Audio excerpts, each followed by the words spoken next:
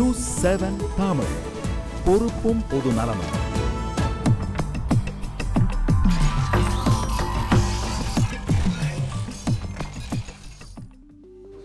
வணக்கம், இது arise TMT கம்பிகள் வழங்கும் கேள்வி நேரம். இந்த நிகழ்ச்சியின் மூலமாக மீண்டும் உங்களை சந்திப்பதில் மிக்க மகிழ்ச்சி.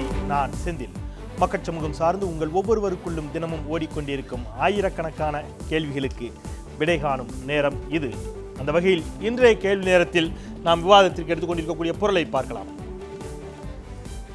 சாதிய வன்முறைகள், குறிப்பாக தென் மாவட்டங்களில் தொடர்ந்து நடைபெற்றுக் கொண்டிருக்கக்கூடிய சாதிய வன்முறைகள், படுகொலைகள், மிக குறிப்பாக நெல்லை மற்றும் தூத்துக்குடி மாவட்டங்களில் கடந்த சில மாதங்களில் மட்டும் 100 கொலைகள் நடைபெற்றுள்ளன. இந்த தளத்தில் நாம் இன்றைக்கு விவாதிக்க இருக்கின்றோம்.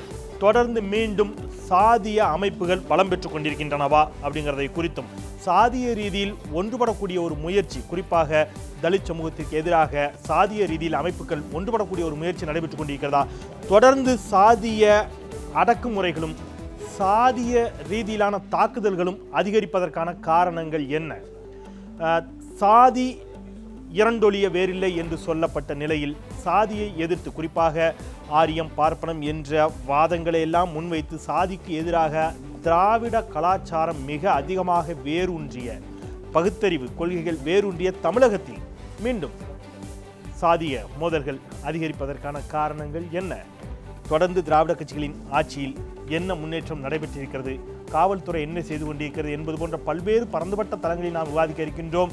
நம்மோடு அரங்கில் 4 சிறப்பு விருந்தினர்களும் இணைகிறார்கள். விவாதத்திற்குள் கடந்து செல்லலாம். விடுதலை சிறுத்தைகள் கட்சியின் சார்பாக திரு எஸ் பாலாஜி நம்மோடு இணைகிறார். வணக்கம். திரு கரு நாகராஜன் சமத்துவ மக்கள் கட்சியின் சார்பாக நம்மோடு இணைகிறார். வணக்கம் சார். திரு ER ஈஸ்வரன் கொங்குநாடு மக்கள் தேசிய கட்சியின் தலைவர். வணக்கம் சார். திரு அறிவிச்செல்வன் அவரும் நம்மோடு இணைகிறார். நாம் தமிழர் கட்சியின் சார்பாக அவரையும் வரவேற்போம். நாம் விவாதத்திற்குள் பயணிக்கலாம். திரு நாகராஜன் சார் அவர்களிடமிருந்து தொடங்கலாம்னு நினைக்கிறேன். இந்த குறிப்பாக தென் மாவட்டங்களில் கிட்டத்தட்ட 100 கொலைகள் தூத்துக்குடி நெல்லை மாவட்டங்களில் மட்டும் நடைபெற்றிருக்கிறது கடந்த 10 மாதங்களில் என்பது அதிகாரப்பூர்வமாக வந்திருக்கக்கூடிய தகவல்கள். நெல்லை மாவட்டத்தில் மட்டும் 80க்கும் மேற்பட்ட கொலைகள், பெரும்பாலான கொலைகள் இவற்றில் சாதிய மோதல்களால் நடைபெற்ற படுகொலைகள் தான். நேற்று உச்சபட்சமாக ஒரு காவல்துறையைச் சேர்ந்த அதிகாரி, உதவி ஆய்வாளரும் அவர் மீதும் கொலை முயற்சி தொடுக்கப்பட்டிருக்கிறது. அப்படிங்கிற பட்சத்தில் சட்டம் ஒழுங்கு எப்படி இருக்கிறது? சாதிய ரீதியிலான மோதல்கள் மீண்டும் தலை தூக்குகிறதா? அடிப்படையில் உங்களுடைய கருத்து. சாதிய மோதல்கள்னு நம்ம சொல்கிறது தவறுங்கிறதா என்னுடைய கருத்து. சார், சாதிய மோதல்லாம் தமிழ்நாடே தாங்காது. நீங்கள் சாதிய மோதல்கள்லாம் இன்றைக்கி பெரும்பான்மையான வாழ்கிற மக்கள் தென் மாவட்டங்களில் ஒரு 3-4 ஜாதிகள் பெரும்பான்மையான மக்களாக வாழ்கிறாங்க. இதை சாதிய மோதல்னு நம்ம கருத்து எடுத்துக்கொண்டால் அங்கே யாருமே நிம்மதியாக இருக்க முடியாது. எல்லாம் ஒரே கிராமத்தில் வாழ்கிறாங்க, ஒரே இடத்துல பஸ் ஏறுறாங்க, ஒரே இடத்துக்கு வேலைக்கு போகிறாங்க, கல்லூரிக்கு போகிறாங்க, வேலைக்கு போகிறாங்க, எல்லாம் ஒன்றா தான் இருக்காங்க.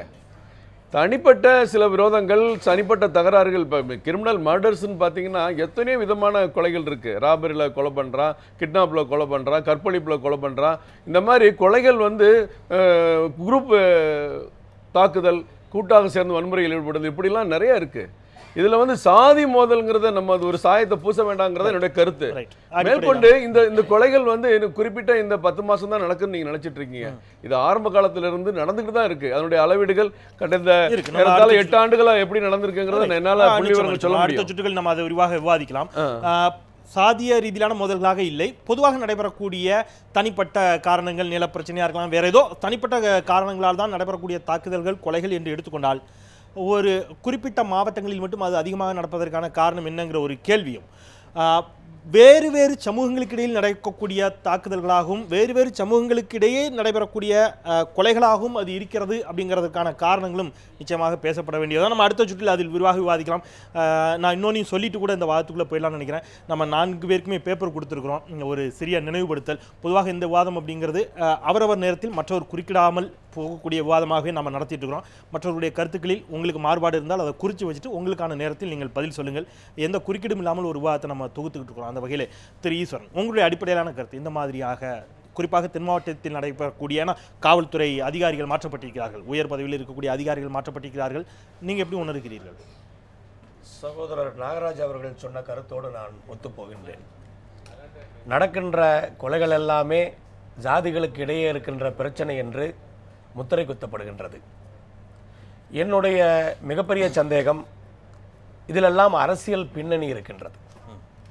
அரசியல் கட்சிகள் அவர்களுடைய சுயலாபத்திற்காக இப்படிப்பட்ட நிகழ்வுகளை எல்லாம் ஜாதிகளுக்கிடையே இருக்கின்ற பிரச்சனைகளாக உருமாற்றுகிறார்கள். இதுதான் இன்றைக்கு நடக்கின்ற விஷயம். அதனால் சொன்னது போல இது இன்னைக்கு நேத்தல்ல, இது தொடர்ந்து இப்படிப்பட்ட நிகழ்வுகள் நடக்கின்றது.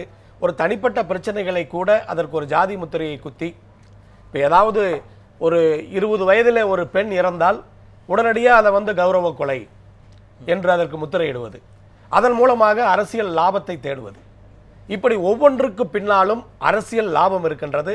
அதை அரசியல் கட்சிகள் தான் தூண்டிவிட்டு செய்கின்றார்கள். ஜாதி சங்கங்கள் எப்போது வருகின்றார்கள்? அந்த ஜாதியில் இருக்கின்ற ஒருவர் பாதிக்கப்படும் பொழுது அவரை காப்பாற்றுவதற்காக அந்த ஜாதி களத்திலே வருகின்றது. ஆனால் இந்த பிரச்சனையை தூண்டி விடுபவர்கள் அரசியல் லாபத்திற்காக அரசியல் கட்சிகளை நடத்துபவர்கள், அவர்கள் அவர்களுடைய லாபங்களுக்காக தூண்டி விடுகிறார்களே ஒழிய இது ஜாதிகளுக்கிடையே இருக்கின்ற மோதல்கள் அல்ல. தூண்டி விடுபவர்கள் லாபத்திற்காக தூண்டி விடுகிறார்கள், காப்பாற்ற வருபவர்கள் எந்த நோக்கத்தில் காப்பாற்ற வருகிறார்கள் அப்படிங்கிற ஒரு கேள்வி. தன்னுடைய சொந்தக்காரனை காப்பாற்ற வேண்டிய அங்கதான் பிரச்சனையை ஆரம்பித்து விடுகிறதோ அப்படிங்கிற ஒரு கேள்வி இங்கே இயல்பாக முன்வைக்கப்படுகிறது. பேசலாம், அடுத்த சுற்று நம்ம விவாதத்திற்குள் நிச்சயமா பயணிக்கலாம். எப்படி உணர்கிறீர்கள்? அடிப்படையில் உங்களுடைய கருத்து இந்த பிரச்சனையை குறித்து அடிப்படையிலான பார்வை. பொதுவாக அந்த நாகராஜன் சொன்னதுக்கு ஐயா ஈஸ்வரன் சொன்னதுலையும் எல்லா கொலைகளும் ஜாதிக்காக நடக்கிறதா அப்படின்னா அதுல மாறுபட்ட கருத்து இருக்கு. ஆனால் ஜாதியின் பேரால் கொலைகளை நடக்கவில்லை என்பதை நாம் ஏற்றுக்கொள்ள முடியாது. ஏனென்றால் நீங்கள் அன்றாட நிகழ்வுகள் கடந்த இப்பொழுது இருக்கக்கூடிய 6 மாதங்களில் மோடி வந்த பின்பு அது மதத்தின் பிறகு நடக்கிற கொலைகளும் அட்டுழியங்களும், இதற்கு முன்பு குறிப்பாக திராவிட கட்சிகளினுடைய 70க்கு பின்பு சமூக நீதியின் அடிப்படையில் தாங்கள் வளர்கிறோம் என்று, விகிதாச்சார இடஒதுக்கீடு பெற்றுக் கொடுக்கிறோம் என்று தன்னுடைய சுயசாதிக்காக கட்சி ஆரம்பித்தவர்கள் தன்னுடைய சாதி பெருமை பேசுவதற்காகத்தான் அதை வைத்தார்கள் ஒழிய அந்த மக்களுடைய அடிப்படை உரிமைகளான கல்வி உரிமை, வேலைவாய்ப்பு உரிமைக்கு ஒருபோதும் இல்லை. சாதியின் பெயரை கொண்டு இவர்கள் தன்னுடைய திராவிடத்தின் சூழ்ச்சியால் கட்சி ஆரம்பித்தவர்கள் தன்னுடைய சாதி பெருமை பேசி தனக்கு கீழே ஒரு சாதி இருக்க வேண்டும் என்பதில் அதில் தாழ்த்தப்பட்டவர் உட்பட அத்தனை பேரும் பெருமை அடைகிறார்கள்.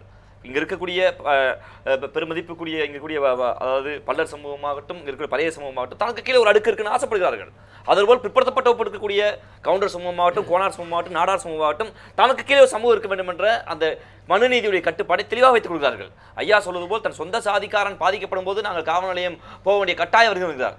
ஆனால் இது எந்த வன்மத்தால் பாதிக்கப்பட்டார்? ஐயா சொல்வது போல் மிக தெளிவாக சொல்றேன், அது பாதிக்கப்பட்ட கவுண்டராக இருந்தாலும் பறையாக இருந்தாலும் பாதிக்கப்பட்ட பக்கம் தான் நிற்க வேண்டும். அதான் பொதுவான நீதி.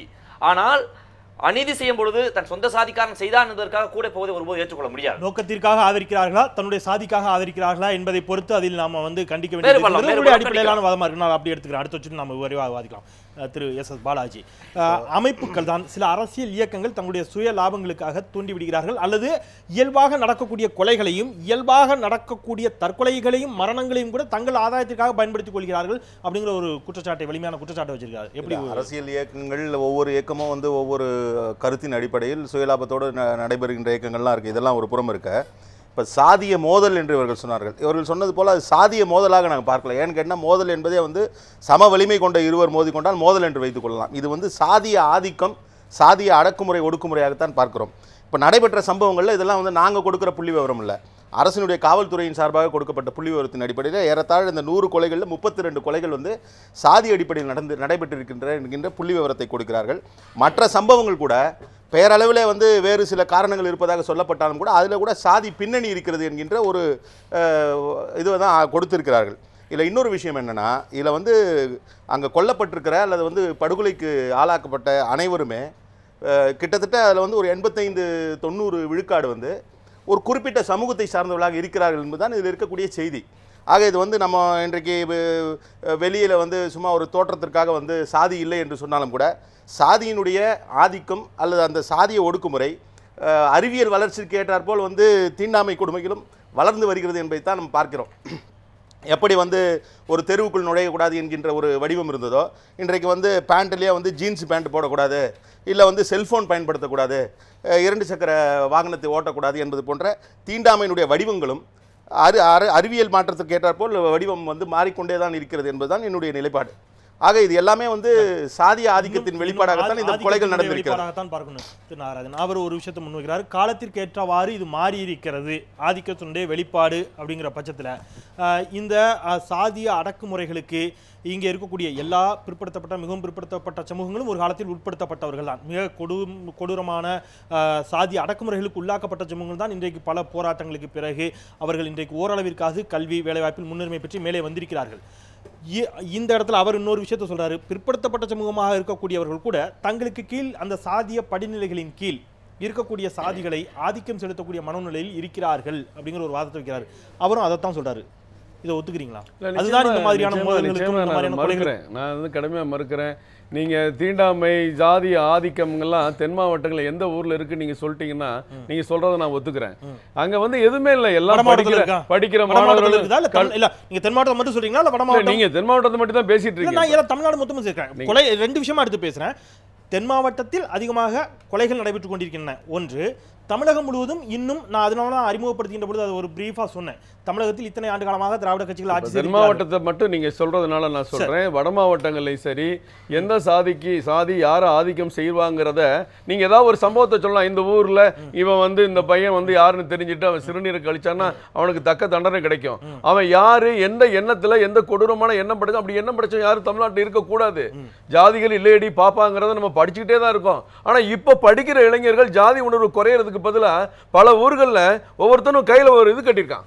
இந்த கை கட்டினா இவர் ஒரு ஜாதி, இந்த கலர் கட்டினா இவர் ஒரு ஜாதி, இந்த கலர் கட்டினா இவர் ஒரு ஜாதிலாம் இருக்கு. அதெல்லாம் நாங்க காவல்துறை கடிதமே சொல்லியிருக்கோம். முதல்ல இப்படி இந்த டேப் கட்டுறதெல்லாம் மாத்த சொல்லுங்க. நீங்கள் சார்ந்திருக்கக்கூடிய சமத்துவ மக்கள் கட்சி ஒரு குறிப்பிட்ட சாதிக்கான கட்சியாக மட்டும் இருக்கிறதா இல்ல பரவலாக எல்லோருக்குமான? பேரை வச்சு சொல்லாதீங்க. திருப்பி சொன்னா நான் கண்டிக்கிறேன். அப்படி நீங்க சொல்லாதீங்க. நான் கேக்குறேன் கேள்வி. நீங்கள் எல்லாரும் கேள்வி நீங்க கேட்க கூடாதுங்க. ஜனநாயக ரீதியான கட்சி நீங்க எப்படி கேட்பீங்க? அப்ப இவர் வந்து என்ன தலித் கட்சிக்குள்ள கவுண்டர் கட்சிக்குள்ள தமிழ்நாட்டுல எவனாவது கட்சி தொடங்கினா அது ஜாதி கட்சி, வந்தவன் போனவெல்லாம் அங்க கட்சி தொடங்கினா தமிழர் கட்சி. நாங்களாம் உண்மையான பச்சை தமிழருங்க. எங்களுக்கு தமிழை தவிர வேற வார்த்தை தெரியாது, வேற மொழி பேச தெரியாதுங்க. உங்களுக்கு உண்மையை சொல்லிக்கிறேன், எங்களுக்கு வேற மொழி எங்க குடும்பத்துல பேச தெரியாது. ஆனா நாங்க எல்லாம் ஜாதி கட்சி, வந்தவன் போனவெல்லாம் எங்க கட்சி நடத்தினா அது என்ன கட்சி? நாகராஜன் இந்த விஷயத்துல நாம் தமிழர் உள்ளிட்ட அவர் எல்லாரும் ஒருமித்த குரலோடு தான் இருக்கிறீர்கள். ரைட்.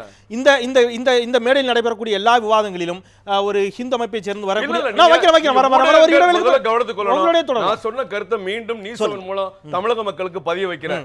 தமிழ்நாட்டில் வாழக்கூடிய மக்கள் எந்த ஜாதியில பிறப்பான்னு அவன் கருவுல இருக்கும்போது தெரியாது. அவன் பிறந்த பிறகுதான் இந்த ஜாதின்னு தெரிய வரும். அப்ப தாய்மொழி தமிழ் பேசுற எல்லாருமே ஜாதி கட்சியா? நல்லது, நம்ம பேசலாம். இங்க பிரச்சனை என்னன்னா, இங்க சில மதம் தொடர்பான விவாதங்கள் வருகின்ற பொழுது வைக்கப்படக்கூடிய வாதம் அப்படிங்கிறது என்னவாக இருக்கும் அப்படின்னா, ஹிந்து எல்லோரும் நாங்கள் ஹிந்துக்கள் தான், நீங்க வந்து பிரிவினை இஸ்லாமியர்களோ அல்லது கிறிஸ்தவர்களோ புகுத்த வேண்டாம் அப்படிங்கிற ஒரு வாதம். இந்த மாதிரியான வாதங்கள் வருகின்ற பொழுது நாங்கள் எல்லோரும் தமிழர்கள் தான் அப்படிங்கிற ஒரு வாதம் வைக்கப்படுகிறது. ஆனால் தாக்குகிறவரும் தமிழர்கள், தாக்குதலுக்கு உள்ளாக்கப்படுகிறவரும் தமிழர்கள், தாக்குகிறவர்களும் இந்துக்கள், தாக்குதலுக்கு உள்ளாக்கப்படுகிறவரும் இந்துக்கள் அப்படிங்கிற வகையில் ஒரு இடைவெளிக்கு பிறகு உங்ககிட்ட இருந்தே தொடரலாம் திரு நாகராஜன், ஒன்றும் பிரச்சனை இல்லை. திண்ணியத்தில் 2003 மனிதன் வாயில் மனிதனே மலம் திணித்த ஒரு மலத்தை மனித மலத்தை திணித்த ஒரு கொடுமை அரங்கேறியது. 2015 கிருஷ்ணகிரி மாவட்டத்தில் 30க்கும் மேற்பட்ட இளைஞர்கள் சேர்ந்து 2 இளைஞர்களை தாக்கியிருக்கிறார்கள். அதில் ஒரு இளைஞர் தலித் சமூகத்தைச் சேர்ந்த இளைஞரின் வாயில் சிறுநீர் கழித்திருக்கிறார்கள். இது 2015. எல்லா இடங்களிலும் ஆங்கங்கே நடக்கக்கூடிய சில சம்பவங்களாக மட்டுமே இதை எடுத்துக்கொள்ள வேண்டும் என்று சொன்னால், மற்ற சமூகங்களின் மீது இதுபோன்ற தாக்குதல்கள் இன்னும் தொடுக்கப்பட்டு கொண்டுதான் இருக்கின்றனவா, அல்லது ஒரு குறிப்பிட்ட சமூகத்தின் மீது மட்டுமே தொடுக்கக்கூடிய போக்கு இருக்கிறதா என்ற ஒரு கேள்வி இயல்பாகவே எழுகிறது. ஆதிக்க மனநிலையும் பார்ப்பனிய மனநிலையும் மற்ற மிகவும் பிற்படுத்தப்பட்ட தலித் சமூகத்திற்கு அது இன்றைக்கு சொந்தமாக இருக்கிறதா என்ற தளத்தில் விவாதிக்கலாம் ஒரு சிறிய இடைவேளைக்கு பிறகு.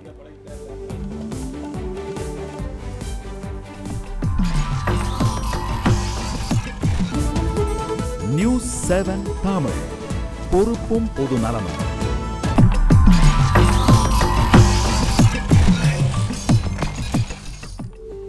சிறிய இடைவேளைக்கு பிறகு மீண்டும் அரேஸ் டிஎம்டி கம்பிகள் வழங்கும் கேள்வி நேரம் நிகழ்ச்சிக்கு உங்களை மிகுந்த அன்போடு வரவேற்கின்றேன். சாதிய ரீதியிலான படுகொலைகள் தமிழகத்தில் தென் மாவட்டங்களில் அரங்கேறி கொண்டிருக்கின்றன என்று வரக்கூடிய தகவல்கள் உள்ளபடியே ஆழ்ந்த அதிர்ச்சியையும் கவலையும் ஏற்படுத்தியிருக்கிறது. மறுபுறம் சாதிய ரீதியிலான தாக்குதல்கள் அல்லது அடக்குமுறைகள் ஆங்காங்கே நடைபெற்றுக் கொண்டிருப்பதாகவும் வரக்கூடிய செய்திகள். இன்னும் நாம் சாதிய கூறுகளோடு தான் சமூகம் பிரிந்திருக்கிறதா, ஆதிக்க மனநிலையில்தான் நம் சமூகம் இருக்கிறதா என்ற தளத்தில் பேசிக் கொண்டிருக்கின்றோம் திரு ஈஸ்வரன். எங்கோ ஒன்று நடக்கிறது அப்படிங்கிற அடிப்படையில் இதை எடுத்துக்கொள்வதா, அல்லது அவர் சொன்ன மாதிரி அவர் எல்லா சமூகத்தையும் சேர்த்துட்டார், சமூகத்தினுடைய கடைக்கோடியில் இருக்கக்கூடிய விளிம்பு நிலை சமூகங்கள் உள்ளிட்ட எல்லோருமே அந்த மனநிலையிலிருந்து இன்னும் முற்றிலும் விடுபடவில்லை, தங்களுக்கு கீழே இருக்கிறவங்கள ஆதிக்கம் செய்யணுங்கிற ஒரு மனநிலையோடு இருக்கிறார்கள் அப்படிங்கிற ஒரு வாதத்தை வைக்கிறாரு. இது அப்படி ஒரு மனநிலை முற்றிலும் இல்லைன்னு உங்களால் மறுக்க முடியுமா? அதாவது இப்போ இது பொருளாதார ரீதியாக மாறி போச்சு. எந்த ஜாதி அப்படிங்கிறது இல்லை, யார் வசதியாக இருக்கிறானோ பொருள் அதிகமாக இருக்குதோ அவனோட டாமினேஷன் இருக்க தான் செய்யுது. இதை அதாவது இன்னைக்கு அதாவது ஜாதி ரீதியாக இருந்தது பொருளாதார ரீதியாக மாறி இருக்குது அப்படிங்கிறத நம்ம ஏற்றுக்கணும். என்னை பொறுத்தவரை மக்கள் ஜாதி ரீதியாக பிரிந்திருப்பதை விட அரசியல் கட்சி ரீதியாக பிரிந்திருப்பது மிக மிக ஆபத்து. இன்னைக்கு அதிகமான சண்டைகளும் அதிகமான இறப்புகளும் அரசியல் கட்சிகளுக்கு இடையே இருக்கின்ற பிரச்சனைகளால் வருவது, அந்த தாக்குதலால் வருவது. அதை மறைப்பதற்கு ஜாதி சாயம் பூசி இது ஜாதிகளுக்கு இடையே இருக்கின்ற கலவரமாக பேசப்படுகிறது. என்னை பொறுத்தவரை இப்ப கொங்கு மண்டலத்திலே ஜாதி கலவரங்கள் எப்போதுமே அதிகமாக வந்தது கிடையாது, இப்போதும் கிடையாது, எப்போதும் கிடையாது. அப்படி அதாவது இருக்கின்ற அந்த பகுதியிலிருந்து நீங்கள் தென் மாவட்டங்கள் என்று சொல்லுகின்ற காரணத்தினால் நான் ஒரு பொதுவான நிலையிலே அதை பார்க்கின்றேன். அதாவது நடக்கின்ற நிகழ்வுகள் அத்தனையுமே ஒரு அரசியல் சூழ்ச்சிகளா, ஒரு கத்தி படத்திற்கு ஒரு எதிர்ப்பு வருகிறது என்று சொன்னால் அதன் பின்னணியிலே அரசியல் இருக்கின்றது, அதன் பின்னணியிலே லாபம் இருக்கின்றது. விஸ்வரூபம் படத்திற்கு ஒரு எதிர்ப்பு வருகிறது என்று சொன்னால் அதன் பின்னணியிலும் அரசியல் இருக்கிறது, லாபம் இருக்கின்றது.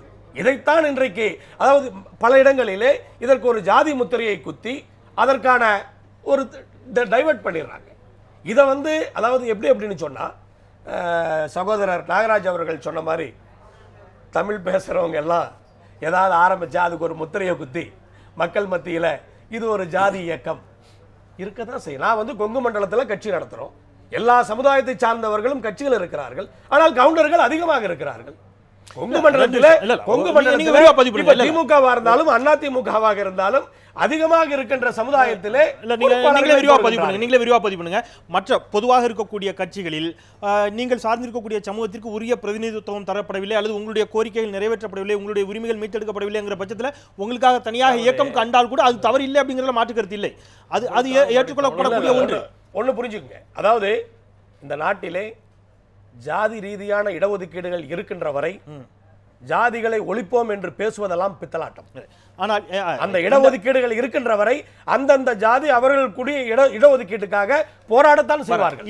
இடஒதுக்கீடு குறித்து தொடர்ந்து ஈஸ்வரன் இன்னைக்கு இல்ல எல்லா காலத்தையுமே அவர் வைக்கக்கூடிய வாதம்ங்கிறது பொருளாதார அடிப்படையில் ஒருவேளை இடஒதுக்கீடு கொடுத்தால் கூட நாங்கள் ஏற்றுக்கொள்வோம் ஓரளவிற்கு, அல்லது முற்றிலும் தகுதியின் அடிப்படையில் மட்டும்தான் இருக்கணுங்கிறதா அவர் மாதிரி இன்றைக்கு தொடர்ச்சியாக இந்த வாதம் வைக்கப்படுகிறது. எல்லா ஜாதிகளும் அதாவது ஜாதியை ஒழிப்போம் என்று சொல்லுகிற அத்தனை பேரும் எல்லோரும் ஒன்று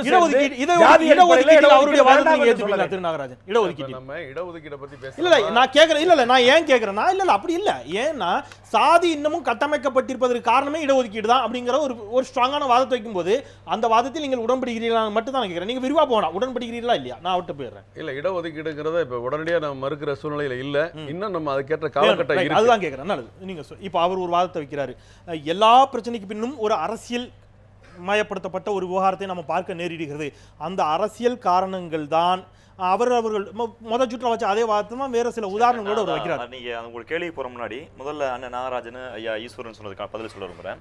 அவர் சொன்னது போல் தமிழ் சாதிகள் கட்சி ஆரம்பிச்சா இது குறிப்பிட்ட சாதிக்கான கட்சியா போயிருது. ஆனால் மாற்று மொழிக்காரர்கள் குறிப்பாக இங்கே இருக்கிற திராவிட முன்னேற்ற கழக தலைவர் கருணாநிதி ஆகட்டும், அனைத்து இந்திய அண்ணா திராவிட முன்னேற்ற கழக தலைவர் ஜெயலலிதா ஆகட்டும், ஐயா வைகோபால் சாமி உட்பட ஒரு மாற்று மொழி பேசுகிற ஒரு கட்சி ஆரம்பித்தால் அது திராவிடமாக இந்திய அடையாளமாக போயிருது. அந்த கருத்தை ஆதரிக்கிறேன். ரெண்டாவது ஐயா சொன்னாங்க கொங்கு மண்டலத்துல நாங்க உறுதியா இருக்கேன், எங்களுடைய நாங்கள் தமிழ் சாதி ஒற்றுமை இது. ஆனா அந்த சாதிக்குள் வேறுபாடு கூட நான் விரும்புறோம். இந்த ஒற்றுமை என்பது ஒவ்வொரு சாதிக்கான பிரதிநிதித்துவமாக வந்துடுறேன். அப்படி மொழியை சாதி அவனு சேர்க்காதீங்க. ஐயா சொன்னபடி இந்த கொங்கு மண்டலங்கள்ல சாதிய வன்மம் இல்லை என்பதை நான் மறுக்கிறேன். காரணம் தென் மாவட்டங்களில் வலுவா இருக்கக்கூடிய நாடார், கோனார், தேவர் சமூகத்துக்கு நிகராக பல்லர் சமூகம் இருப்பதா? அவங்க ஒரு பல்லர் சமூகம் இவங்களுக்கு நிகராக ஒரு அது நிலவுடைமை சமூகமா இருக்கு. ஒரு தேவரை எதிர்த்து பேசுனா பல்லர் எதிர்த்து பேசுறாங்க. ஆனா வட மாவட்டங்கள்ல வன்னிய சமூகத்துக்கு நிகராக இருக்க பறைய சமூகம் இங்க இருக்கக்கூடிய கல்வியால் உயர்ந்திருக்கு, எதிர்த்து பேசுறாங்க தகுதியா. ஆனால் கொங்கு மண்டலத்துக்கு அருந்ததிய மக்களுக்கு கல்வியும் இல்லை, நிலமும் இல்லை. அதனால் எதிர்த்து பேச முடியல. ஜாதிய நுண்ணிய தீண்டாமை என்னை பொறுத்தளவில் இரட்டை கோவலை முறை உட்பட பல கிராமங்களில் இந்த கோவையில் இருக்கு. அதை நான் உறுதியாக சொல்ல முடியும். அதற்கான விளக்கம் சொல்லுவாங்கன்னு சொல்றேன். ரெண்டாவது, நீங்க சொல்ல வரீங்கல்ல இந்த சாதிகள் ஒற்றுமை தமிழ் சாதியா அப்படின்னு சொல்லி, நான் அதிலேயே சொல்றேன், தமிழ் மொழி பேசுகிற மக்களுக்கான அரசியலை நாம் தமிழர் பேசுது. இதுல வந்து மாற்று மொழி இடம் இல்லையா? உறுதியாக இடம் உண்டு. யாரும் வாழலாம். ஆளுகிற உரிமை தமிழருக்கு தான் உண்டுங்கிறத நாங்கள் தெளிவா இருக்கோம். அதுல வந்து அதை பல்லர் ஆள்றதா, பறையர் ஆள்றதா, கவுண்டர் ஆளுங்க கூடி பேசிக்குவோம், நமக்கு இல்ல. அப்பவும் அப்படித்தானே வருது. ஏதோ ஒரு சாதி ஏன் தமிழர் ஆள்வதாங்கிற வார்த்தை கடைசி வரைக்கும் வரவே மாட்டேங்குது. நாங்க நாம் தமிழர் தான் தெளிவா வைக்கிறோம். நாம் தமிழர் மட்டும்தான் வந்திருக்க கட்சிகளிலே தெளிவாக தமிழ் சாதி ஒற்றுமை பேசாமல் தமிழ் குடியுடைய ஒற்றுமை, நாங்க இருக்கிற அத்தனை பேரும் சாதியை மறந்து மதமா மறந்து தமிழரா ஒண்ணு சேரணும் ஒரு மாற்று வைக்கிறோம். இந்த மாற்று தான் சரியா இருக்கணும் நம்புறேன். ஏன்னா காரணம் இந்த புத்தி கூட எங்களுக்கு நான் இடஒதுக்கீடு முழுக்க ஆதரிக்க. ரொம்ப எளிமையாக நீங்க தமிழர் அப்படிங்கிறதுக்கான அடையாளப்படுத்துதலே சாதியின் ரீதியாக அடையாளப்படுத்த போக்கும் இருக்குல்ல. எப்படி சொல்றீங்க? எப்படி சொல்றீங்க? நான் கேக்குறேன். இப்போ நீங்க ஏதோ ஒரு இடத்தில் முகநூலில் வைகோவை விமர்சிக்கிறீர்கள். எந்த அடிப்படையில்? வைகோ மாற்று தெலுங்கு மொழி பேசுகிறவரால் விமர்சிக்கிறோம். அவர் நாயுடு என்பதற்கு விமர்சிக்கல, புரிஞ்சுக்கிறீங்க. தெலுங்கு மொழி பேசுகிறார் என்பதற்கு விமர்சிக்கிறோம். நான் இன்னும் தெளிவா சொல்றேன், அவருடைய தெலுங்கு மொழி உரிமையை நான் ஒருபோதும் எதிர்க்கிற ஆள் இல்லை. அவர் வீட்டுக்குள் தமிழ் பேசி பண்பாட்டு மொழியாக, கலாச்சார மொழியாக, பொருளாதார மொழியாக தமிழ் இருக்கும் முறை நாங்கள் அவர் தமிழராக.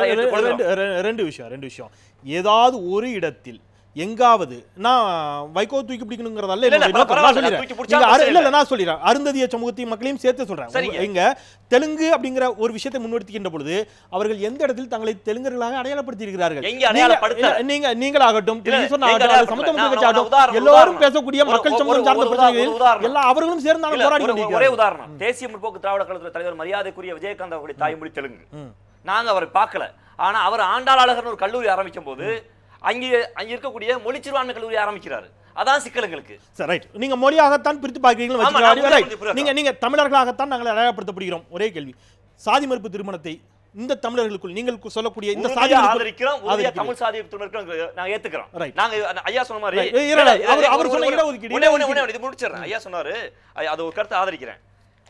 இங்கு சாதி மறுப்பு திருமணங்களை இங்க இருக்க அத்தனை சமூகம் ஏற்றுக்கொண்டுச்சு. ஆனால் ஒரு திராவிட முன்னேற்ற கழகத்துடைய மாவட்ட செயலாளர், அனைத்து இந்திய அண்ணா திராவிட மாவட்ட செயலாளர் இந்த திருமணம் தயங்கல.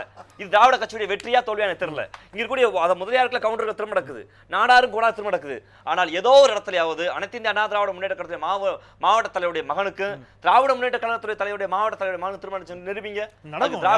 நடக்கல. ஏன்னா இது ஜாதி வன்மத்தோட அரசியல் வன்மம் அதிகமா இருக்கிற ஆதரிக்கிறான் அந்த இடத்துல. இல்ல ஒரே குடும்பத்தை சேர்ந்த இரண்டு பேரும் வேற வேற கட்சிகள் இருக்கக்கூடியது எல்லா திரு எஸ் எஸ் பாலாஜி இந்த சுற்றுலா இன்னும் அவருக்கு போகல. நீங்க தலித்துகளுக்கான உரிமைகளை மீட்டெடுப்பது அப்படிங்கிற தளத்தில் இயங்குவதும் அல்லது அதற்கான தேவையும் இன்னைக்கும் இருக்குங்கிறதுல யாருக்கும் எந்த மறுப்பும் இல்லை, அதுல மாற்று கருத்து இல்லை.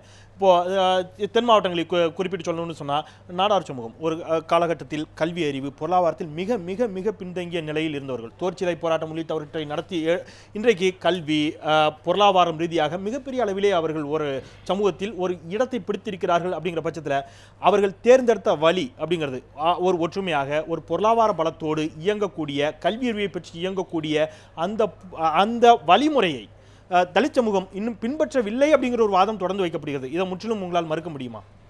இல்லை, இது வந்து அவர்கள் முன்வைத்த ஒரு ஸ்ட்ராட்டஜி அல்லது ஒரு யுக்தி என்பதாக நீங்கள் பார்க்குறீங்க. நாங்கள் அப்படி பார்க்கல. ஏன்னா நீங்கள் வந்து தலித் சமூகம் என்று எடுத்துக்கொள்கின்ற பொழுது வந்து ஒரு விளிம்பு நிலை சமூகம், அதில் இருக்கக்கூடிய புரிதல், இப்போ நீங்கள் சொன்னது போல் அதில் இருக்கக்கூடியவர்கள் வந்து கல்வி அறிவு பெற வேண்டும் என்கின்ற ஒரு அடிப்படையில் தான் வந்து இன்றைக்கு பல்வேறு நிலைகளில் வந்து நாங்கள் போராடிட்டு வரோம். இப்போ இன்றைக்கு வந்து இங்கே பேசியவர்கள் வந்து இடஒதுக்கீடு பற்றி எல்லாம் குறிப்பிட்டார்கள். இடஒதுக்கீடு என்பதை வந்து நாங்கள் ஒரு சலுகையாகவே பார்க்கல, அதை வந்து ஒரு உரிமையாக பார்க்குறோம். ஒன்று. மற்றொன்று, இப்போ ஒடுக்கப்பட்ட மக்களுக்காக பாடுபடுகின்ற ஒரு இயக்கம் என்கின்ற அளவில் நாங்கள் நின்று விடவில்லை.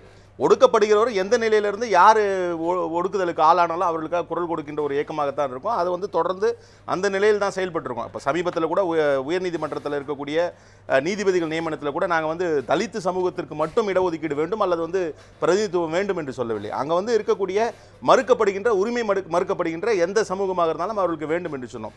அதே போன்று தான் வந்து கடந்த காலங்களிலும் வந்து சாதி ரீதியாக மக்களுக்கு வந்து தொண்டாற்ற வேண்டும் என்று நினைக்கின்ற சங்கங்களை வந்து நாங்கள் ஒருபோதும் எதிர்த்தில்லை. ஆனால் அதை வந்து அடிப்படையாக வைத்துக்கொண்டு சாதிய வன்மத்தை தூண்டுவது அல்லது சாதி ரீதியான ஒடுக்குமுறைகளுக்கு துணை போவது என்பதை தான் நாங்கள் எதிர்க்கிறோம் என்பதுதான் எங்களுடைய நிலைப்பாடு. யாராவது ஒருத்தருக்கு மட்டும் பொறுத்துறீங்களா, எல்லாருக்கும் பார்க்குறீங்களாங்க? நான் கேட்குறது எல்லாருக்கும் கேட்குறது, விடுதலை சிறுத்தைகளையும் சேர்த்து கேட்குறேன். இல்லை, புரியல.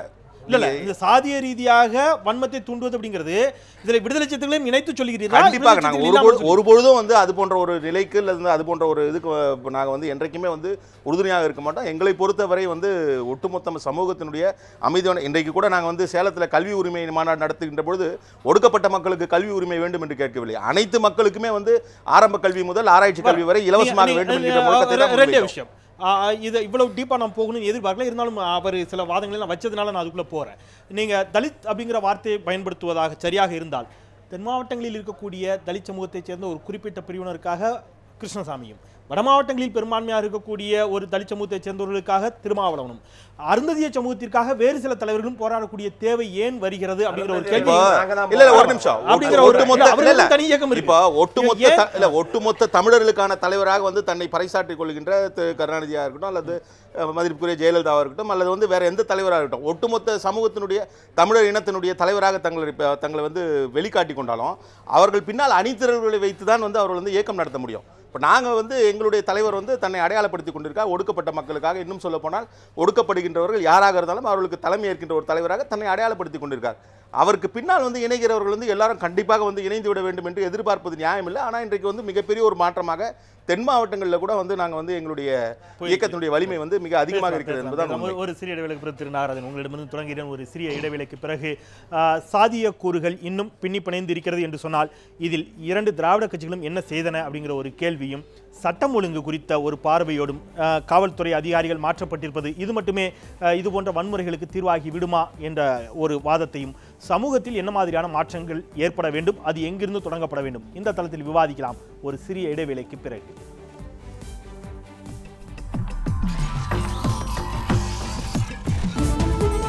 நியூஸ் 7 தமிழ், பொறுப்பும் பொது நலமும்.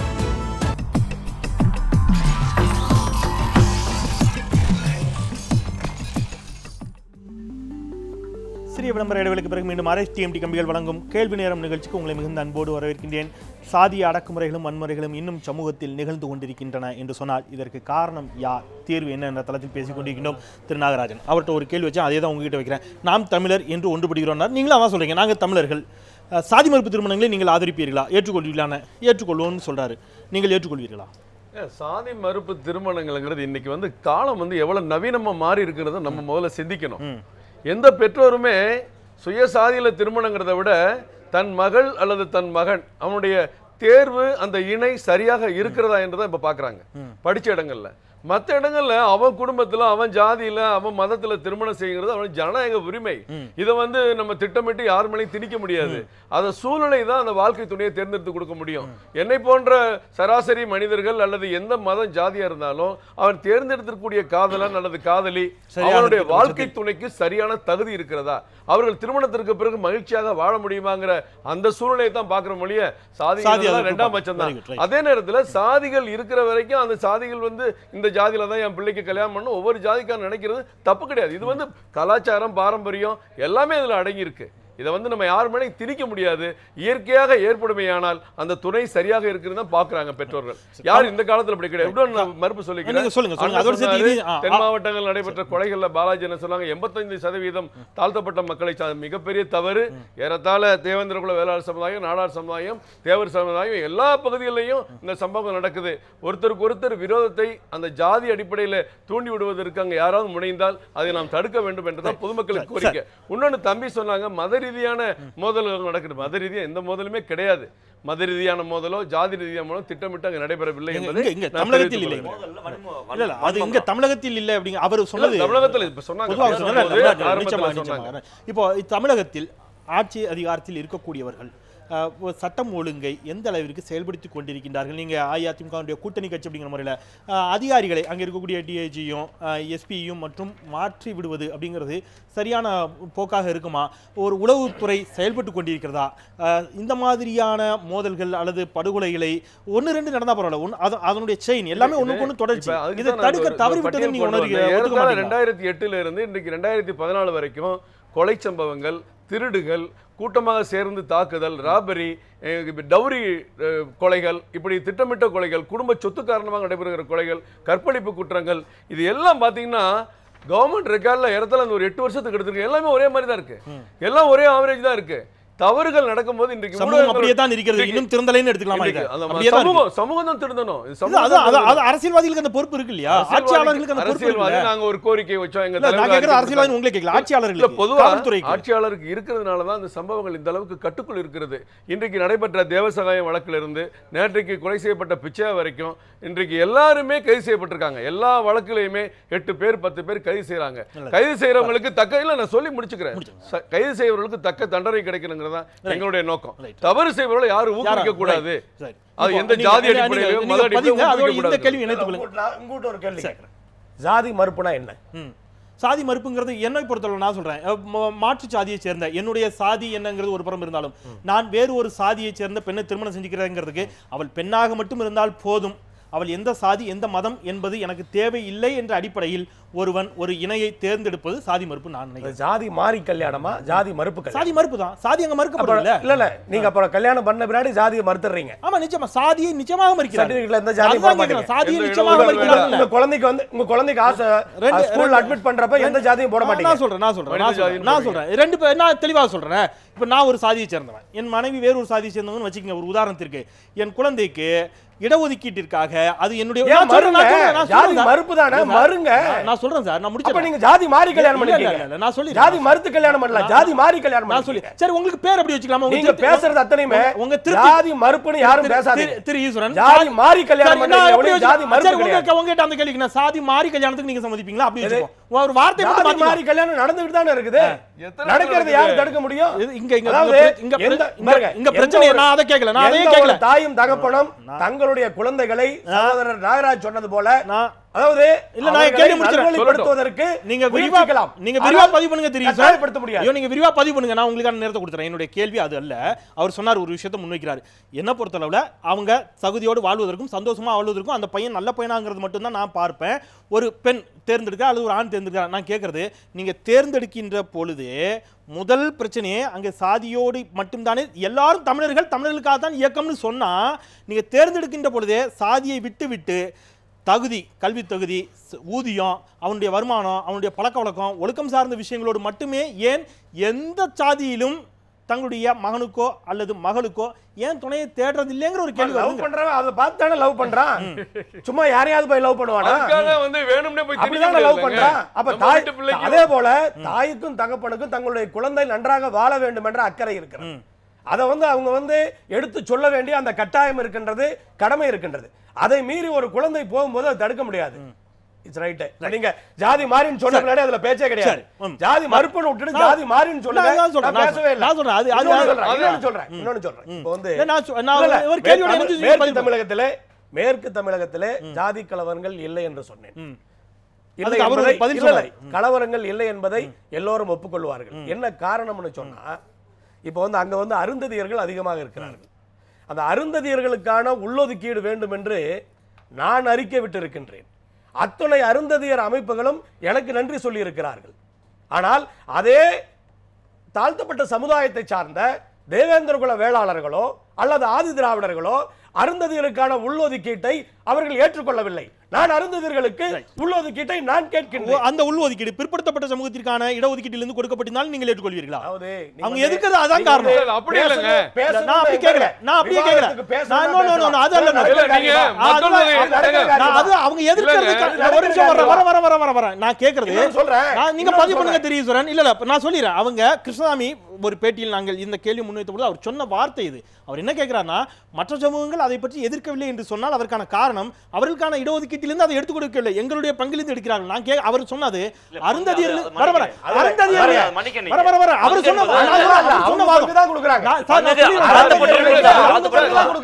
உங்க வீட்டு சொத்தை உங்க வீட்டுக்குள்ள நான் சொல்லிறேன் தெரியும். நான் முடிச்சிடறேன். இது எல்லாம் திரு ஈஸ்வரன் ரொம்ப ரொம்ப நிதானமாக நான் என்னுடைய கேள்வி அவர் சொன்ன வார்த்தை அப்படிங்கிறது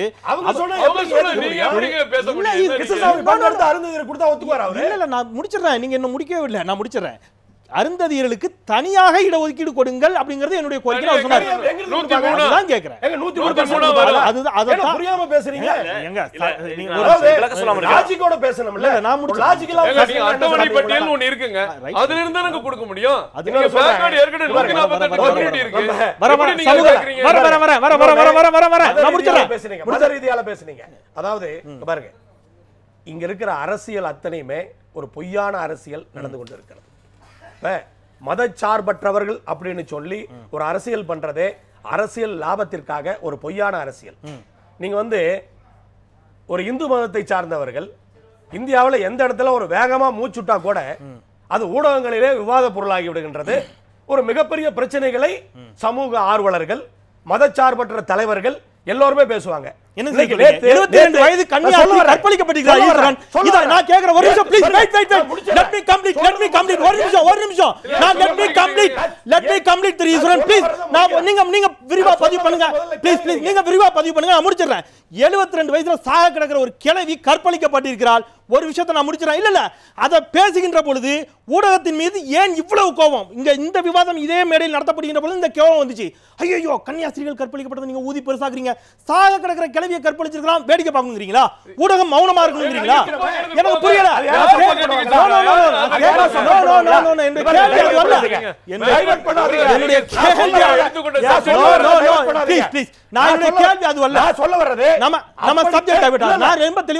சத்தம் போடுற அந்த மதச்சார்பற்ற தலைவர்கள் நேற்றைய தினம் உத்தரப்பிரதேசத்திலே இஸ்லாமிய அமைப்புகள் இன்னைக்கு வந்து ரேஷன் கார்டுல பெண்கள் பெயரை போட்டு குடும்ப தலைவியாக அவர்களை போட்டு குடும்ப உறுப்பினர்களை போடலாம் என்று உணவு பாதுகாப்பு சட்டத்திலே அறிவித்திருக்கிறார்கள்.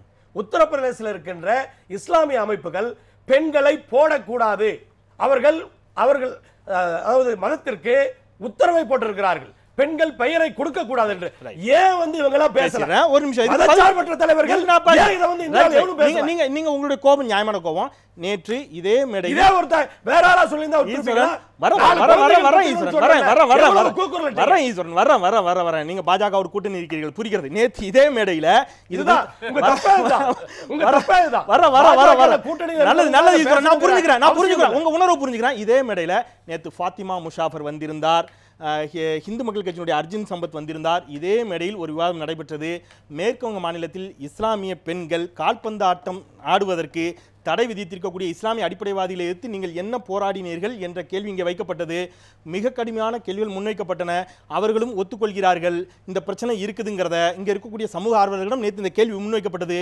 நீங்கள் ஏன் சிறுபான்மை சமூகத்திற்கு ஆதரவாக மட்டுமே செயல்படுகிறீர்கள் என்ற கேள்வி தொடர்ந்து வைத்துக் கொண்டுதான் இருக்கிறோம். நல்லது. என்னுடைய கேள்வி, இன்றைய தமிழக அரசு இந்த விவகாரங்களில், சட்டம் ஒழுங்கு தொடர்பான விவகாரங்களில் தமிழக அரசினுடைய நிலைப்பாடு உங்களுக்கு திருப்தி அளிக்கக்கூடிய வகையில் இருக்கிறதா?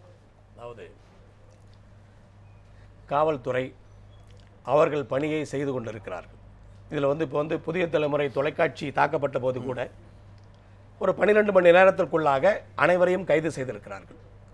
தமிழகம் பூராவும் நடக்கின்ற நிகழ்வுகளை வைத்துக்கொண்டு கேட்கலையா? இல்லை நீங்கள் பேசுங்க.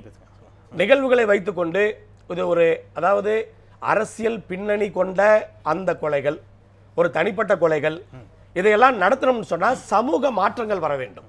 சமூகத்தில் இருக்கிற மக்கள் அதுதான் கேட்கிறேன். நான் போன இடைவெளிக்கு முன்பு ஆரம்பிக்கும் போதே அதான் சொன்னேன். இதற்கான தீர்வை நோக்கி நம்ம நகர்த்தணும். சமூகத்தில் என்ன மாதிரியான மாற்றங்கள்னு, சமூக மாற்றத்திற்கு என்ன செய்ய வேண்டும், சமூக மாற்றம் எங்கிருந்து தொடங்கப்பட வேண்டும் அப்படிங்கிற விஷயத்தை குறித்து நம்ம இந்த அடுத்த சுற்றில் நம்ம விரிவாக பதிவு பண்ணலாம். சமூக மாற்றம் என்ன? ஆட்சியாளர்கள் மட்டும் நினைத்தால் செய்துவிட முடியுமா? சட்டம் மட்டும் தீர்மானிக்க முடியுமா? சமூக மாற்றத்தில் எங்கிருந்து தொடங்க வேண்டும்? ஒரு சிறிய இடைவெளிக்கு பிறகு பேசலாம். சாதிய வன்முறைகளுக்கும் அடக்குமுறைகளுக்கும் சமூக மாற்றம் தான் தீர்வு என்று சொன்னால் அந்த சமூக மாற்றத்தை எங்கிருந்து தொடங்குவது, யார் தொடங்குவது? பேசலாம் ஒரு சிறிய இடைவெளிக்கு பிறகு.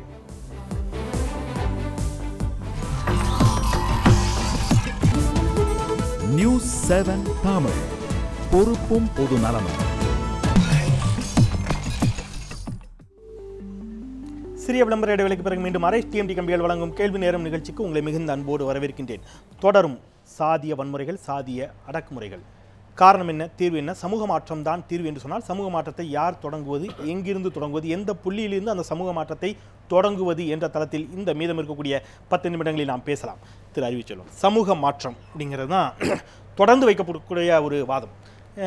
இந்த இஷ்யூக்கு மட்டும் இல்லை, எல்லா பிரச்சனைகளுக்குமே சமூக மாற்றம் மட்டும்தான் தீர்வாக இருக்கும் அப்படிங்கிற பட்சத்தில் சமூக மாற்றமாக நீங்கள் கருதுவது எது? அதை எங்கேருந்து தொடங்கணும்? நான் சார்ந்த நாம் தமிழர் இந்த சமூக மாற்றம் என்பதை விட சட்ட மாற்றம் ரொம்ப அவசியம் நினைக்கிறோம். ஏன்னா குறிப்பாக இன்று குறிப்பாக பிற்படுத்தப்பட்ட மக்களும் தாழ்த்தப்பட்ட மக்களுக்குள் சில பேருக்கு இடஒதுக்கீடு வேண்டாம் என்பதையும், இடஒதுக்கீடு என்பது சரியான புரிதல் இல்லை என்பதையும் பல்வேறு விவாதங்களுக்கு உட்பட்டது தான். இடஒதுக்கீடு என்பது கேள்வி வைக்கப்படாத ஒன்றல்ல, விவாதங்களுக்கு உட்பட்டது. ஆனால் நாங்கள் எங்கள் கட்சியுடைய கருத்தும் இதோடைய முக்கியமானது என்றால், சாதி எந்த இடத்தில் ஆரம்பிக்கிறது அந்த முக்கியமானது தான். என்னை நாடார் என்றும் பல்லர் என்றும் பறையர் என்றும் கோணார் என்றும் கவுண்டர் என்று சொல்கிற சாதி எந்த இடத்தில் ஆரம்பிக்கிறது? அதற்கு 2ஆம் நூற்றாண்டு காலத்தில் எழுதப்பட்ட மனுநீதியைத்தான் ஆதாரமாக சொல்கிறார்கள். தந்தை பெரியார் தெளிவாக சொன்னார், இந்தியாவில் இந்த அரசியல் சட்டம் இருக்கும் வரை, அம்பேத்கரும் அதை குறிப்பிடுகிறார், இந்த அரசியல் சட்டத்தில் பிரிவு 13 ஒரு சட்டம் இயற்றி உன்னை இல்லை என்று அறிவிக்கும் வரை இங்க இருக்கிற மனுநீதி செல்லும் என்கிற ஒரு சட்டமும் 371 பிரிவு பழைய பழக்க வழக்கங்கள் தொடர்ந்து இருக்கும் என்கிற அந்த பிரிவை நீக்காத வரை இந்த சாதி இருக்கத்தான் செய்யும், இந்த சமூக பூசல் இருக்கத்தான் செய்யும். அந்த சட்டம் இருக்கும் வரை கடைசி மனிதனுக்கு இடஒதுக்கீடு வேண்டும் என்று என்னுடைய கருத்து. சமூக மாற்றம் என்பது இந்தியாவுடைய சட்டத்தை இயற்றக்கூடிய இடத்தில் இருக்கின்றவர்கள், அது எந்த கட்சி யார் ஆட்சியில் இருந்தாலும், அவர்கள் ஏதோ ஒரு சாதியை சார்ந்தோ அல்லது ஏதோ ஒரு மதத்தை சார்ந்தோ, அங்கு இருக்கக்கூடிய வாக்கு வங்கிகளை சார்ந்தோ, அது காங்கிரஸாக இருந்தால் அவங்க மீது வைக்கக்கூடிய குற்றச்சாட்டு சிறுபான்மை மக்களுக்கு ஆதரவாக, அல்லது பிஜேபியாக இருந்தால் நீங்கள் இந்துத்துவாவுக்கு ஆதரவாகிற வாதங்கள்லாம் வைக்கப்படுகின்ற பொழுது, ஆட்சி அதிகாரத்தில் இருப்பவர்களால் நீங்கள் சொல்லக்கூடிய சட்ட மாற்றத்தை எல்லாம் எவ்வளவு எளிதாக நிறைவேற்ற முடியும்னு நம்புறீங்க? இல்ல அது நம்பலாம். இப்ப குறிப்பா நீ பாத்தீங்கன்னா இந்த இந்த இந்த கேள்வி நேரம் இவ்வளவு நடக்கணும், இது உட்பட்டு பேசணுங்கிற ஒரு வாதம் எதுக்கு வருதுன்னா, இந்தியாவுடைய அரசியல் சட்டம் சொல்றோம், இதுதான் அத்தனைக்கான தூண். அந்த தூணை வடிவமைக்கும் போது அம்பேத்கர் சொன்ன அந்த வார்த்தை தான் சொல்ல விரும்புறேன். இந்த சட்டத்தை யாராவது எரிக்க முன்வர்களே ஆனால், எதை இந்தியாவுடைய அரசியல் சட்டத்தை முதலாளாக நான் எரிப்பேன். அதுக்கு அவர் சொன்ன காரணம், குறைந்தபட்சம் இங்க இருக்கக்கூடிய பிற்படுத்தப்பட்டவருக்கு இடஒதுக்கீடு பெற்றுக் கொடுத்தவர் அம்பேத்கர் தான். பிரிவு 15 16 பெரியார் போராடுறா, அது வேற. அங்க இருக்க பிற்படுத்தப்பட்டவர்களுக்கும் அட்டவணை ஜாதிகளுக்கும் இடஒதுக்கீடு பெற்றவருக்கு ஒரு பங்கா இருக்க முடியுமே ஒழிய இதுவே தீர்வாகிட முடியாது, இடஒதுக்கீடே தீர்வாகிட முடியாதுங்கிறாரு. போகிறவர்கள் தன் சுயசாதி பற்று இல்லாமல் சமூக அக்கறையோடு போகும்போது அதைத்தான் மாற்ற முடியும். வருகிற தலைவர்கள் ஐயா சொன்னதை நான் வரவேற்கிறேன். அந்த சமூகத்தில் இருக்கும்போது நாங்கள் ஒரு சமூகத்தை பிறந்தது எங்க தப்பு இல்லை, அந்த மக்கள் விடுதலைக்காகவும் கூட இருக்கிற அந்த மக்கள் வன்மமாக போகக்கூடாது என்பது எங்களுடைய கருத்து. அனைவரும் ஒற்றுமையாக நின்று ஒடுக்கிறவர் தன் சாதிக்காரனாக இருந்தால் அவரை கேள்வி கேட்பதும், ஒடுக்கப்படுவன் அடுத்த ஜாதிக்காரனாக இருந்தால் அவனுக்கு பக்கம் நிற்பதுதான் சரியா இருக்க முடியும். பாதிக்கப்படக்கூடியவர்கள் யாராக இருந்தாலும் அவர்கள் பக்கம் நிற்க வேண்டும் அப்படிங்கிறது விடுதலை சிறுத்தைகளுடைய பார்வையாக. சமூக மாற்றம் சட்டங்கள் ஏற்றுவது என்பதே ஒன்று மட்டுமே ஒரு மாற்றத்தை கொண்டு வந்து விடும் என்று நான் நினைக்கவில்லை. காரணம் என்னன்னா, இப்போ இன்றைக்கு அண்ணன் ஈஸ்வரன் அவர்கள் சொன்னது போல ஒரு பொருளாதார மேம்பாடு நிலை என்று வருகின்ற பொழுது சாதிய நிலைகள் எல்லாம் மறந்து விடுகிறார் என்று சொன்னார். உண்மையிலேயே அந்த அடிப்படையில் உருவாக்கப்பட்டது தான் சமூக நீதி கொள்கை என்பதாக கூட நாம் பார்க்கிறோம். சமூக நீதி கொள்கைனா கல்வி கொடுத்து, கல்விக்கு பிறகு பொருளாதார நிலை வந்து ஒரு சமூகத்தில் சொல்லிடுறேன். நீங்க இந்த பொருளாதாரம் சொல்றது அது விடுதலை சிறுத்தைகள் கட்சி சொல்றது எனக்கு உடன்பாடு இல்லை. இல்ல பொருளாதாரம்னா இல்ல, நீங்க நான் இடஒதுக்கீடு என்பது பொருளாதாரம் இல்ல, சமூக கல்வி ரீதியாக இடஒதுக்கீடு பொருளாதாரம் சொல்ல நான் சொன்னது தவறா புரிஞ்சுக்கிட்டீங்க. இடஒதுக்கீடு மூலம் நீங்க கல்வி நிலை மேம்பட்டது என்று சொன்னால், கல்வி நிலை மேம்பட்டது என்று சொன்னால் அவருடைய பொருளாதாரம் மேம்படும் சொன்னேன் நான். ஒன்று. இன்னொன்று, இப்ப நீங்க இதுல மக்களுடைய பொறுப்புணர்வு என்பதை விட இன்றைக்கு வழி நடத்துவதாக சொல்லுகின்றவருடைய பொறுப்புணர்வும் அதுல அதிகம். அண்ணன் ஈஸ்வரன் அவர்கள் சொன்னது போல நாங்கள் ஒரு சமூகத்தினுடைய ஒரு உதவிக்காக நாங்கள் சங்கம் வைத்து நடத்துகிறோம் என்கின்ற அளவில் நின்னா பரவாயில்ல. ஆனால் நாங்கள் இந்த சமூகத்திலிருந்து வந்தோம், எங்களுடைய பின்னணி இது போன்ற ஒரு பின்னணி, மிக பெரிய பின்னணி, ஆண்ட பரம்பரை என்றெல்லாம் சொல்லி மற்றவர்கள் மீது ஒரு ஆதிக்கத்தை திணிக்கின்ற ஒரு மனோநிலையில் இருக்கக்கூடிய சமூக சூழலில் உருவாக்கக்கூடிய தலைவர்கள் எல்லாம் பொறுப்புணர்ந்து இன்றைக்கு இருக்கக்கூடிய இளைய தலைமுறையினருக்கு ஒரு நல்ல வழிகாட்டி, இது ஒரு எந்த விதமான சாதி பேதமற்ற ஒரு சமுதாயமாக மலர்வதற்கான வழிவகைகளை செய்ய வேண்டும். நீக்கமர இன்றைக்கு படித்து வளரக்கூடிய இடத்தில் இருக்கக்கூடிய இளைஞர்களும் கூட நீங்க சொல்ற மாதிரி தலித் சமூகத்திலும் கூட தங்களுடைய சாதிய பெருமையை பேசக்கூடிய ஒரு போக்கு, நாங்களும் ஆண்ட பரம்பரை தான், நீங்க ஒரு பக்கம் நாங்கள் ஒடுக்கப்படுகிறோம், ஒரு பக்கம் நாங்களாம் ஆண்ட பரம்பரை அப்படிங்கிறாங்க. ஒரு நிதர்சனத்தை புரியாத ஒரு போக்கு இருக்குங்கிறத ஒத்துக்கிறீங்களா? இருக்கு. அதை புரிந்து கொள்ளக்கூடிய அதுக்கான பொறுப்புணர்வும் கடமை உணர்வும் இன்றைக்கு இளைஞர்களை வழிநடத்தக்கூடிய, மக்களை வழிநடத்தக்கூடிய தலைவர்களிடத்தில் மிகப்பெரிய அளவில் இருக்குது என்பதை தான் பார்க்கிறோம். நான் ரொம்ப வெளிப்படையாகவே கேட்டுறேன். தொடர்ந்து ஒரு கேள்வியோட உங்ககிட்ட வந்துடுறேன். தொடர்ந்து விடுதலை சிறுத்தைகள் மட்டுமல்ல, தொடர்ந்து சமீப காலமாக வைக்கப்படக்கூடிய ஒரு குற்றச்சாட்டு அப்படிங்கிறது, இவர்கள் திட்டமிட்டு சாதி மாறி, அவர் சொன்ன மாதிரி சாதி மறுப்பு விட்டுருவோம் இந்த விவாதத்தில், சாதி மாறி திருமணம் செய்வதற்காக நாடக காதலில் ஈடுபடக்கூடிய ஒரு போக்கு. இதுல ஒரு மிகப்பெரிய, அவர் பேசும்போது கூட ஒரு வார்த்தை சொன்னாரு, ஆண்கள் வந்து தேடி சென்று இது வந்து ஆண்கள் மீது அல்லது வந்து ஒரு சமூகத்தின் மீது வைக்கப்படுகின்ற குற்றச்சாட்டில் பெண்களை வந்து மிக பலகீனமாக, பெண்களை வந்து கேவலமாக சித்தரிக்கின்ற ஒரு சூழலாகத்தான் பார்க்குறேன். அப்போ வந்து ஒரு ஆண் வந்து தன்னை வந்து வெளிப்படுத்துகின்ற ஒரு சூழலில் வந்து எந்த பெண்ணுமே வந்து மயங்கி விடுவாள் என்று சொல்வது, பெண்களை கொச்சைப்படுத்துவது, இது போன்ற விஷயங்கள் வந்து இனியும் வந்து பெண்களை கொச்சைப்படுத்த வேண்டாம் என்பதுதான் நம்முடைய வேண்டுகோளாக இருக்கு. நீங்க உங்க நிறைவு கருத்தை சொல்லுங்க. அதோடு இந்த கேள்வி நினைத்துக் கொள்ளுங்கள்.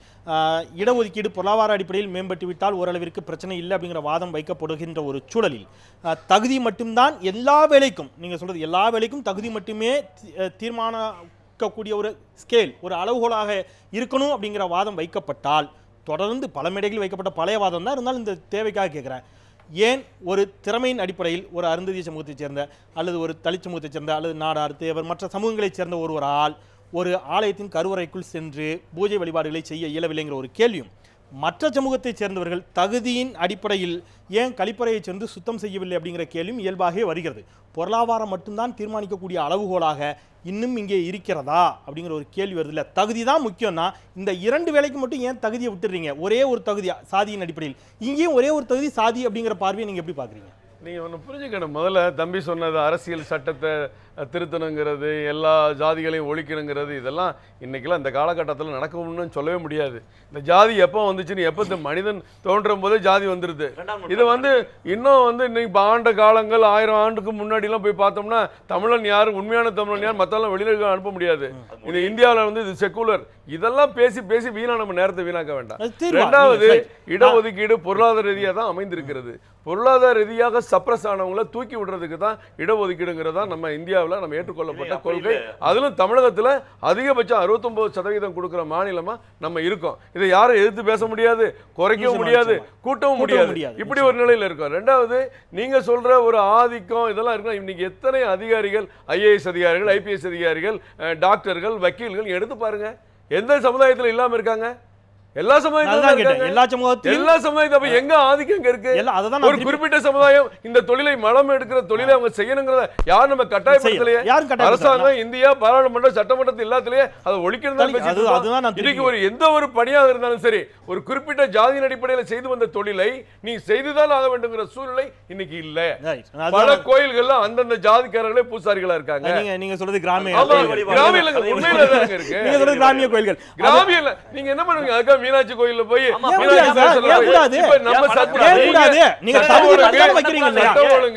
தகுதிதான் அப்படின்னு வாதம் வைக்கின்ற பொழுது கலெக்டருக்கு தகுதி இருந்தா போதும், டாக்டருக்கு தகுதி இருந்தா போதும், சயின்டிஸ்டுக்கு தகுதி இருந்தா போதும், ஆனால் கோயில பூஜை பண்றது தகுதி வேணாம். ஜாதிங்கிற வாதம் எப்படி செய்யறாங்க? இத முதல்ல வந்தது சட்ட ஒழுங்கு பிரச்சனை, ஜாதி மத கொலை எல்லாம் சேர்த்தா நிறைவு கருத்து. அதை விட்டுட்டு எங்கெங்கயோ போயிட்டு இருக்கோம். நிறைவு கருத்தா நான் சொல்றேன். சட்டம் போட்டு ஜாதிகளை ஒழிக்க முடியாது. முதல்ல ஜாதியை ஒழிப்போம் என்று கிளம்பி இன்றைக்கு லாபத்தை தேடிக்கொண்டிருப்பவர்கள் ஜாதிகளுக்கு இடையே உறவுகளை ஏற்படுத்துகிறோம் என்று செயல்பட்டார்கள் என்று சொன்னால் இந்த பிரச்சனைக்கு தீர்வுகள் வரும். இன்னொன்று, தென் மாவட்டங்களிலே ஏன் கலவரம் அதிகமாக வருகின்றது? அதுதான் நீங்க ஆரம்பிச்சீங்க. தென் மாவட்டங்களிலே கலவரங்களை குறைக்க வேண்டும் என்று சொன்னால் அரசு நினைத்தால் அதை செய்ய முடியும்.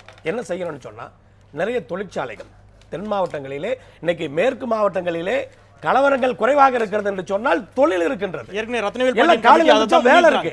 ஆனா தென் மாவட்டங்களிலே இன்றைக்கு தொழிற்சாலைகள் அதிகம் கிடையாது. ஏன்னா இப்ப மேற்கு மாவட்டங்களுக்கு அரசாங்கமா பார்த்து தொழிற்சாலைகளை ஆரம்பித்ததா கிடையாது. மேற்கு மாவட்டத்தில் இருக்கிற லாரி தொழிலாக இருந்தாலும் சரி, மஞ்சளாக இருந்தாலும் சரி, அல்லது கோழிப்பண்ணை தொழிலாக இருந்தாலும் சரி, ஜவுளி தொழிலாக இருந்தாலும் சரி, தனிப்பட்ட முறையிலே அந்த முயற்சிகளிலே வந்தது. ஆனால் அரசு கண்டிப்பாக தென் மாவட்டங்களிலே அதிகமான தொழிற்சாலைகளை இன்னைக்கு வரைக்கும் அதற்கான முயற்சிகள் கிடையாது. இன்னைக்கும் வந்து சென்னையை சுற்றியும் இங்கதான் தொழிற்சாலைகள் வருகிறதே ஒழிய, ஆனா தென் மாவட்டங்களிலே திருநெல்வேலியிலோ தூத்துக்குடியிலோ அல்லது ராமநாதபுரத்திலோ தொழிற்சாலைகள் அமைக்கவில்லை. தொழிற்சாலைகளை அமைத்தால் கலவரங்கள் குறையும். நன்றி நன்றி. மிக நிறைவாக ஒற்றை வரியில் என்னுடைய கருத்து, நீங்க குறிப்பா நான் விவாதத்து ஆரம்பம் தான், திராவிட கட்சிகள் ஆரம்பிக்க எப்படி இருக்காங்கன்னா, இப்போ நமக்கு பண கஷ்டம்னா தோடு தொங்கட்டெல்லாம் கொண்டு போய் எங்களுடைய பொண்டாட்டி அம்மாவுடைய தோடு மார்வாடி கடையில் அடகு வைப்போம். அந்த மார்வாடி கொண்டு போய் பெரிய மார்வாடி கடையில் அடகு வைப்பார். அவர் போய் ஒரு நேஷனல் பேங்க்ல அடகு வைப்பார். அது மாதிரி தமிழ் சாதிகள் போய் இங்க இருக்கக்கூடிய கருணாநிதி காலத்தின் சொந்த சாதி அடகு வைப்பதும், ஜெயலலிதா காலில் அடகு வைப்பதும், ஜெயலலிதா கொண்டு போய் மோடி காலையும் கருணாநிதி கொண்டு சோனியா காலையும் அடகு வைப்பதும் அடகு பொருளாக மக்களை பார்ப்பதுதான் இந்த விளைவு. அதான் அரசியலாக அடகு பொருளாக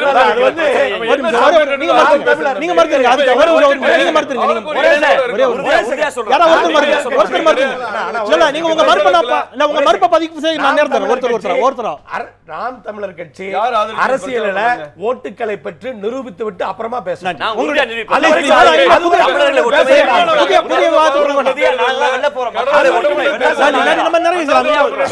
ஆதரிச்சு பிரச்சாரம் பண்ணிருக்காரு உங்க தலைவர் சீமான்.